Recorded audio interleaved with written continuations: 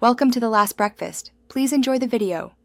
In this video, I will explain how to make gyro in Roblox.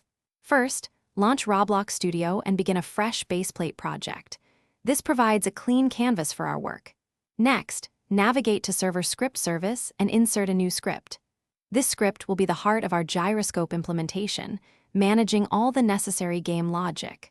Remember, a device with gyroscope capabilities is essential for this feature to work correctly, so double-check your hardware. Now, let's dive into the scripting. We'll utilize Roblox's user input service to capture real-time device orientation. This service is crucial for detecting how your device is moving in three-dimensional space. Specifically, the getDevice rotation method will provide us with the raw gyroscope data, including pitch, roll, and yaw.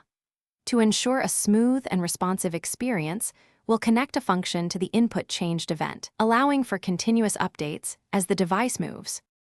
With the gyroscope data flowing, it's time to make an object move.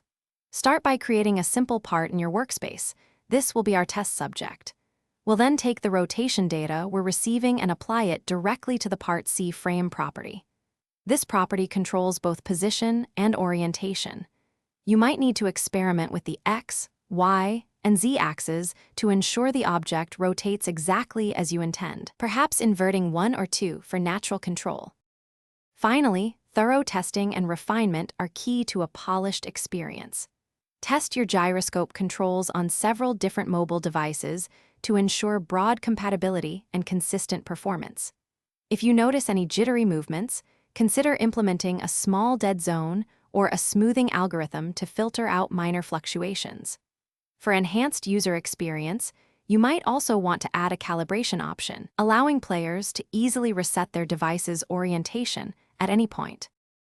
Thanks for watching. If this was helpful, leave a like and consider subscribing. See you next time.